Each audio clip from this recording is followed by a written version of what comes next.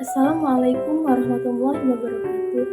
Halo semuanya, perkenalkan, nama saya Adis Dizoskia dari Prodi PGMI 2 dengan NIM 230210665. Di sini saya akan menjelaskan materi tentang perubahan-perubahan energi. Langsung saja ke video penjelasannya, selamat menonton. Perubahan-perubahan energi. Sebelum kita masuk ke perubahan-perubahan energi, kita harus tahu dulu pengertian energi. Pengertian energi. Energi berasal dari bahasa Yunani, energia, yang berarti kegiatan atau aktivitas. Kata itu terdiri en, dalam, dan ergon, kerja. Energi adalah salah satu kebutuhan manusia. Energi dibutuhkan untuk melakukan kegiatan sehari-hari.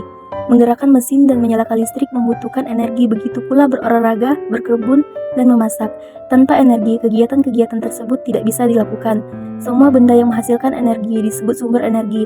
Tuhan telah menciptakan bermacam-macam sumber energi, contohnya matahari, air, tanah, dan udara. Selanjutnya, bentuk-bentuk energi. 1. Energi kimia adalah energi yang tersimpan dalam senyawa-senyawa kimia atau energi yang dihasilkan karena reaksi kimia. Contohnya zat-zat makanan pada tubuh kita, bahan bakar minyak, kayu bakar, dan aki. 2. Energi listrik adalah energi yang ditimbulkan karena adanya aliran arus listrik. Contoh listrik untuk peralatan rumah tangga, magic, setrika, contoh peralatan elektronik, dan lampu penerangan. Ketiga, energi panas atau kalor adalah energi yang dihasilkan oleh gerakan-gerakan partikel penyusun benda. Contohnya setrika listrik, solder listrik, dan alat pengering rambut. 4. Energi cahaya adalah energi yang dihasilkan oleh gelombang elektromagnetik. Contohnya cahaya matahari, cahaya lampu. 5. Energi bunyi adalah energi yang dihasilkan oleh getaran benda atau benda-benda yang bergetar. Contohnya senar gitar yang dipetik, bass yang dipukul. 6. Energi nuklir adalah energi yang dihasilkan oleh zat-zat radioaktif. Contohnya uranium, energi karena ledakan bom. Ketujuh, energi kinetik adalah energi yang dimiliki oleh benda yang bergerak. Contohnya mobil bergerak, angin yang berhembus, baling-baling kipas yang bergerak. Dan terakhir, energi potensial adalah energi yang dimiliki benda karena letak atau kedudukannya. Contohnya buah mangga yang jatuh dari pohonnya. Ketiga, perubahan-perubahan energi. Energi tidak dapat diciptakan dan juga tidak dapat dimusnahkan, tetapi hanya dapat diubah dari suatu bentuk ke bentuk yang lain. Bentuk energi dapat diperoleh karena suatu energi berubah menjadi energi ke bentuk lain. Pada umumnya, manfaat energi akan terlihat setelah berubah bentuk menjadi energi lain. Misalnya, energi listrik akan bermanfaat ketika berubah bentuk menjadi energi cahaya atau panas.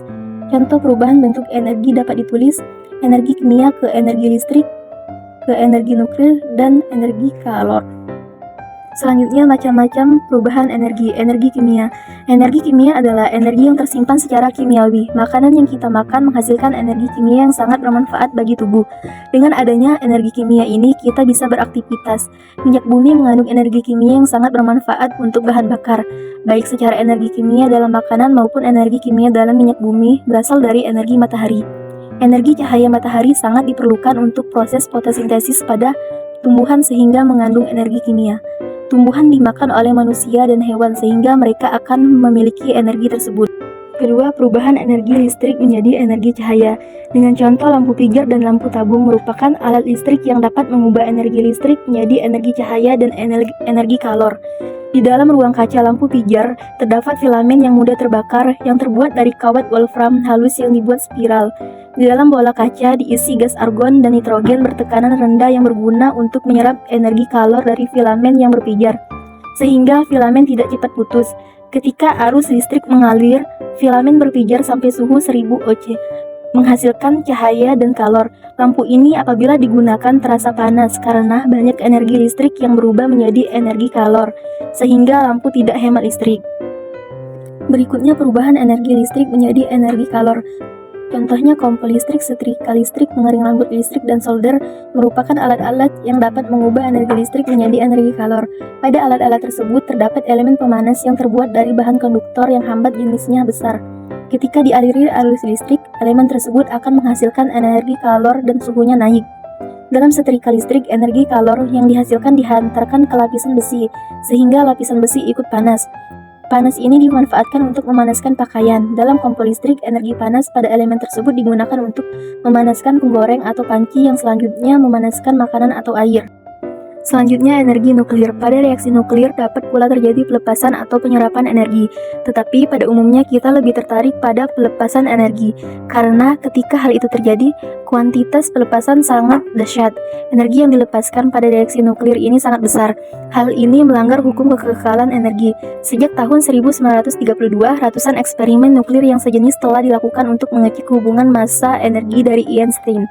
Ternyata hasilnya selalu valid. Energi yang dihasilkan dari perubahan massa nuklir disebut energi nuklir. Reaksi fisi dan reaksi fusi adalah dua jenis reaksi nuklir yang menghasilkan energi nuklir yang sangat besar. Dan yang terakhir, energi kalor. Energi kalor adalah salah satu bentuk energi yang dapat diterima atau dilepaskan oleh suatu benda. Kalor juga dapat dianggap sebagai energi panas yang berpindah dari benda yang bersuhu lebih tinggi ke benda yang bersuhu lebih rendah. Energi kalor memiliki karakteristik bahwa ia dapat berpindah dari suatu benda yang memiliki suhu tinggi ke benda yang memiliki suhu lebih rendah ketika kedua benda tersebut bersentuhan. Misalnya, ketika kita memasak atau memanaskan suatu, energi kalor digunakan untuk memanaskan benda tersebut. Perpindahan kalor dapat terjadi melalui 3 cara, yaitu konduksi, konveksi, dan radiasi. Sekian video dari saya, terima kasih kepada teman-teman sudah menyaksikan dan mendengarkan, semoga dapat bermanfaat.